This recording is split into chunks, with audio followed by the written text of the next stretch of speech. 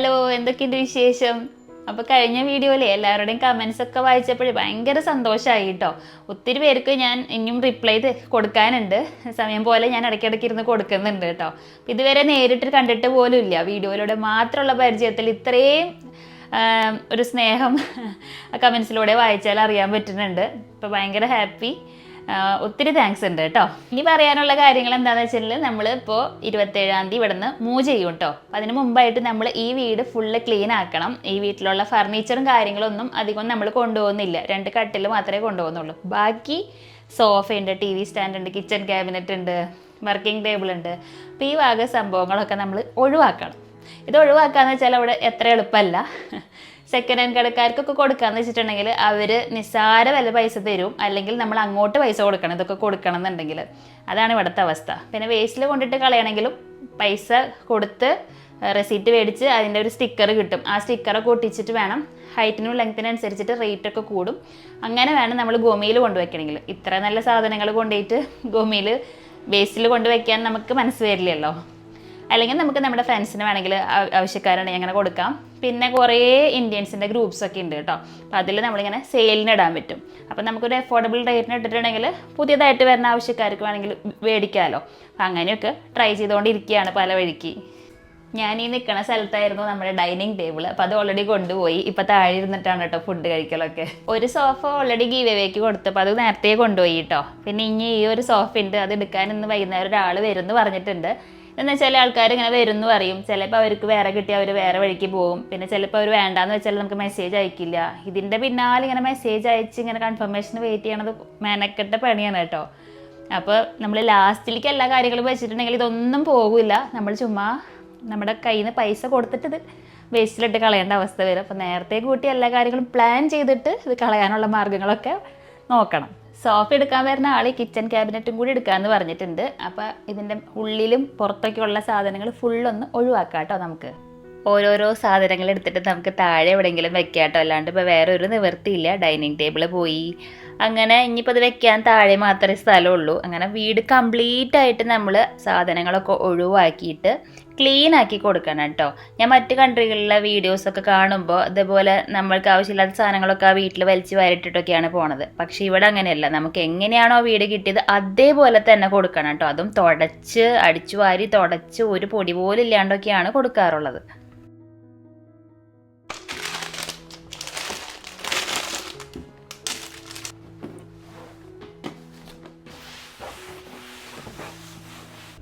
ഇൻ്റർനെറ്റിൻ്റെ കേബിൾ കാണാണ്ടിരിക്കാനേ ഞാൻ ചുറ്റി വെച്ചിരുന്ന ഇലയാണ് കേട്ടോ. അപ്പോൾ അതൊക്കെ നമുക്കിനി വലിച്ച് പറിച്ച് കളയാൻ സമയമായി. ഇതാണ് കേട്ടോ ജപ്പാനിലെ ജാപ്പനീസ് റൈസ് വെക്കണ റൈസ് കുക്കർ കേട്ടോ. അപ്പോൾ ഇത് മേടിച്ചിട്ട് ഇപ്പോൾ ഒരു 8 വർഷത്തെ മേലിയായിട്ടുണ്ട്. അടിപൊളി സാധനമാണ് കേട്ടോ.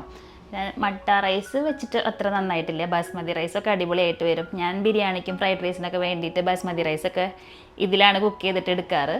പിന്നെ അതേപോലെ തന്നെ പുലാവൊക്കെ ഡയറക്റ്റ് തന്നെ ഇതിൽ ഉണ്ടാക്കാൻ പറ്റും. പിന്നെ ഇത് ചൂടായിട്ട് തന്നെ ഇരിക്കും. ഇപ്പോൾ ഞാൻ രാവിലെ ഉണ്ടാക്കിയതാണ്. ഇപ്പോൾ ഉച്ചയാകുമ്പോൾ എടുക്കുമ്പോൾ ഓഫാക്കിയിട്ട് എടുക്കും. അതുകൊണ്ട് ഇപ്പോൾ ഞാനത് ഓഫാക്കുന്നില്ല. ജിക്കുട്ടൻ്റെ പണിയാണ്. ഇതിൽ തിന്നും പാക്കറ്റ് അതേപോലെ വെച്ചിരിക്കും കേട്ടോ. ആർക്ക് വെച്ചിരിക്കണതാണാവോ. തപ്പി തപ്പി ഇരുന്നിട്ട് സ്നാക്സ് കഴിക്കലാണ് അവൻ്റെ മെയിൻ ഹോബി.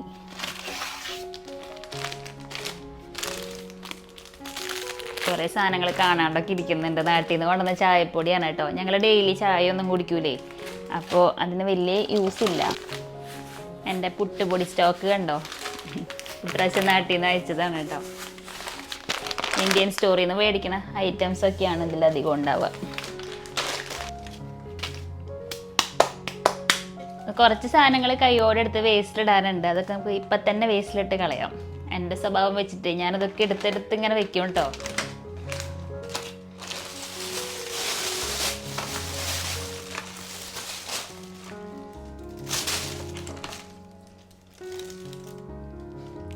പിസ്താശെല്ലാം ഒട്ടിച്ചുണ്ടാക്കിയ പൂവാണ്.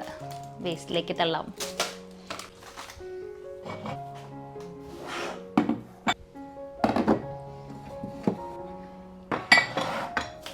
നാട്ടിൽ പോയപ്പോഴും കുറച്ച് പ്ലേറ്റ്സ് ഒക്കെ മേടിച്ചിട്ട് വന്നു. ഇവിടുത്തെ പ്ലേറ്റ്സിന് അധികം വട്ടം ഉണ്ടാവില്ല കേട്ടോ. പിന്നെ ഭയങ്കര വെയിറ്റ് ആയിരിക്കും. അപ്പോൾ ജാപ്പനീസ് സ്റ്റൈൽ പ്ലേറ്റ്സിന്. അപ്പോൾ നമുക്ക് പറ്റുന്ന രീതിയിലുള്ള പ്ലേറ്റ് ഞാൻ നാട്ടിൽ നിന്ന് കുറച്ച് കൊണ്ടുവന്നിട്ടുണ്ടായിരുന്നു.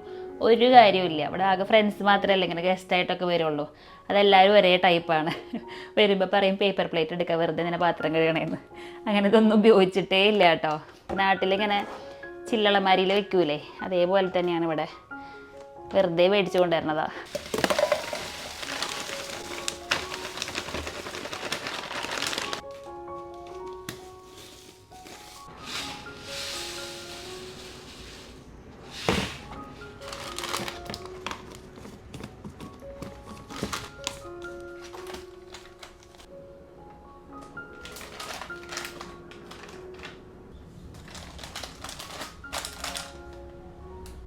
ഇനി എല്ലാവരും വായോ, നമുക്ക് നമ്മുടെ സ്റ്റോർ റൂമും കൂടി ഒന്ന് ക്ലീൻ ആക്കാം കേട്ടോ. നമ്മുടെ വീട് വളരെ ചെറിയൊരു വീടാണ്, പക്ഷെ അത്യാവശ്യം സൗകര്യങ്ങളൊക്കെ ഉണ്ട് കേട്ടോ. ഞാനിവിടെ ഹാപ്പി ആയിരുന്നു. പിന്നെ എനിക്ക് ഈ അപ്പാർട്ട്മെൻറ്റ് ഭയങ്കര ഇഷ്ടമാണ്. ഇതിൻ്റെ അപ്പാർട്ട്മെൻറ്റിൻ്റെ നടുക്കായിട്ടൊരു സ്പേസ് ഒക്കെ ഉണ്ട്. അപ്പോൾ അവിടെ താഴെ പോയി ഇരിക്കാനും കളിക്കാനും ഒക്കെ സൗകര്യമൊക്കെ ഉണ്ട്. അപ്പോൾ അതുകൊണ്ട് തന്നെ എനിക്ക് ഈ ഒരു സ്ഥലം ഭയങ്കരമായിട്ട് മിസ് ചെയ്യും. പിന്നെ ഞാൻ എൻ്റെ പല വീഡിയോസിലും കൂടി കണ്ടിട്ടുണ്ടാവല്ലോ, ഒത്തിരി ഫ്രണ്ട്സ് ഉണ്ട് ഈ ഒരു ഏരിയയിൽ. അപ്പോൾ ആ കാര്യങ്ങളൊക്കെ ഭയങ്കരമായിട്ട് മിസ് ചെയ്യും. പിന്നെ ഇവിടെ നിന്ന് വല്ലാത്ത ദൂരത്തേക്കല്ല നമ്മൾ പോണത്, അതിൻ്റെ ഒരു സമാധാനം ഉണ്ട് കേട്ടോ. ഈ ഒരു ട്രോളിയെ ഞാൻ പണ്ട് ഹച്ചോജിന്നേ കൊണ്ടുവന്നിട്ടുള്ളതാണ് കേട്ടോ. ഇതൊരു സെക്കൻഡ് ഹാൻഡ് കടയിൽ നിന്ന് മേടിച്ചതാണ്. അപ്പോൾ ഇതിലാണ് ഞാൻ ഉള്ളിയും പൊട്ടറ്റോ, ഗാർലിക് അങ്ങനത്തെ ഐറ്റംസ് ഒക്കെ ഓരോരോ ബോക്സുകളിലാക്കി വെച്ചിരുന്നത്. ഇതിപ്പോൾ നമുക്ക് തൽക്കാലം പൊടിയൊക്കെ തട്ടിയിട്ട് നമ്മുടെ റൈസ് കുക്കറും എയർ ഫ്രയറൊക്കെ കയറ്റി വെക്കാം കേട്ടോ. നമുക്ക് വലിയ ലോങ് ടേം പ്ലാനിലൊന്നല്ല നമ്മൾ ജപ്പാൻ പോലുള്ളൊരു കൺട്രിയിലേക്ക് വരുന്നതെന്നുണ്ടെങ്കിൽ നമ്മൾ മിനിമൽ ആയിട്ടുള്ള സാധനങ്ങൾ മേടിക്കണതാവും ഏറ്റവും ബെസ്റ്റ്. എന്നുവെച്ചാൽ വീട് കാര്യമാക്കൽ അത്ര എളുപ്പമുള്ള കാര്യമല്ല ഇവിടെ. എന്നുവെച്ചാൽ പൈസ അങ്ങോട്ട് കൊടുത്തിട്ട് വേണം നമ്മൾ സാധനങ്ങൾ കളയാനൊക്കെ കേട്ടോ. അപ്പോൾ സെക്കൻഡ് ഹാൻഡ് കടകളെ ആശ്രയിക്കാം. അല്ലെങ്കിൽ ഇവിടെ ഇന്ത്യൻസിൻ്റെ തന്നെ ഒത്തിരി ഗ്രൂപ്പുകളുണ്ട് കേട്ടോ. അല്ലെങ്കിൽ ഫേസ്ബുക്കിലായാലും ഒക്കെ പോസ്റ്റ് ചെയ്തിട്ട് നമുക്ക് ആവശ്യമുണ്ടെങ്കിൽ നമുക്ക് ആവശ്യമുണ്ടെന്ന് പറഞ്ഞിട്ട് പോസ്റ്റ് ചെയ്യാം. അല്ലെങ്കിൽ മറ്റുള്ളവർ സാധനങ്ങൾ വിൽക്കുകയോ അല്ലെങ്കിൽ ഗിവ് എവേക്കൊക്കെ കൊടുക്കുമ്പോൾ അത് നമുക്ക് വേണമെങ്കിൽ അവരുടെ കയ്യിൽ നിന്നും മേടിക്കാം കേട്ടോ. ക്യാബിനറ്റിലെ സാധനങ്ങളൊക്കെ പുറത്തിട്ടപ്പോഴേ അത്യാവശ്യം നല്ല രീതിയിൽ തന്നെ ഉള്ള ഒരു പണി ഉണ്ടായിരുന്നു കേട്ടോ. മൊത്തത്തിൽ ഇങ്ങനെ കുറേ വേസ്റ്റും കാര്യങ്ങളൊക്കെ കളഞ്ഞപ്പോൾ തന്നെ മനസ്സിനൊരു സമാധാനമായി. എന്നാലും വീട് നിറഞ്ഞിരിക്കണ പോലെ തന്നെയാണ്. ഇപ്പോൾ ഇത്രയും പേരായില്ലേ, ഇപ്പോൾ മക്കളും വലുതായി വന്നപ്പോൾ അവരുടെ സാധനങ്ങളും ഒക്കെ ഉണ്ട്. അപ്പോൾ ഇത്രയും വേസ്റ്റും ആവശ്യമുള്ള സാധനങ്ങളും എല്ലാം കൂടി കിടക്കുവാണ്. അപ്പോൾ ഒരു ഓട്ടപ്രദക്ഷിണത്തിന് എല്ലാം കൂടി ഒന്ന് റെഡിയാക്കിക്കൊണ്ടിരിക്കുവാണ് കേട്ടോ. ഇപ്പം എനിക്ക് സത്യം പറഞ്ഞാൽ മനസ്സിലൊരു മിക്സഡ് ഇമോഷനാണ് കേട്ടോ. എനിക്ക് ഈ ഒരു സ്ഥലം അത്രയ്ക്കും ഇഷ്ടമാണ്. അത്രയ്ക്കും നല്ലൊരു സ്ഥലമാണ്. ഒത്തിരി കൂട്ടുകാരുണ്ട്. പിന്നെ ഇവിടെ എന്തോ ഭയങ്കര ഒരു കംഫർട്ട് സോണാണ്, ഒരു സേഫ് സോണാണ്. അപ്പം അങ്ങനെ അപ്പാർട്ട്മെൻറ്റിൽ താമസിക്കുമ്പോഴേ എനിക്ക് വലിയ പേടിയൊന്നുമില്ല. ഇപ്പോൾ ചേട്ടൻ ലേറ്റ് ആയിട്ട് വരുമ്പോഴായാലും ഇപ്പം ഞാനും മക്കളും കൂടി നിൽക്കേണ്ട സാഹചര്യം വന്നാലും എനിക്കങ്ങനെ പേടിയൊന്നുമില്ല ഇവിടെ. അപ്പാർട്ട്മെൻറ്റിൽ നിന്ന് ഒരു വീട്ടിലേക്ക് മാറുമ്പോൾ ലൈഫ് എങ്ങനെയായിരിക്കും എന്നൊന്നും അറിയില്ല. നമുക്ക് എന്തായാലും അവിടെ പോയിട്ട് തന്നെ എക്സ്പീരിയൻസ് ചെയ്യാം. എന്തായാലും കൂടുതൽ വിശേഷങ്ങളൊക്കെ ഞാൻ വ്ളോഗ്സിലൂടെയൊക്കെ ഷെയർ ചെയ്യാം കേട്ടോ.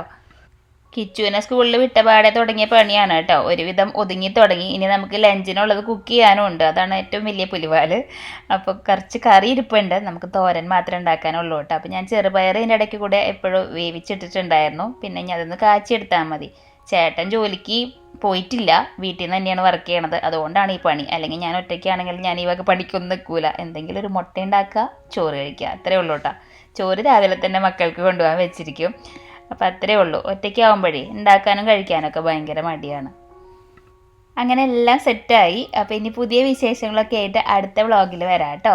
വീഡിയോ എല്ലാവർക്കും ഇഷ്ടപ്പെട്ടു എന്ന് വിചാരിക്കുന്നു. വീഡിയോ ഇഷ്ടപ്പെട്ടിട്ടുണ്ടെങ്കിൽ നിങ്ങളുടെ അഭിപ്രായങ്ങളൊക്കെ താഴെ കമൻറ്റ് ചെയ്യാനും ലൈക്ക് ചെയ്യാനും സബ്സ്ക്രൈബ് ചെയ്യാനും ഒന്നും മറക്കരുത് കേട്ടോ.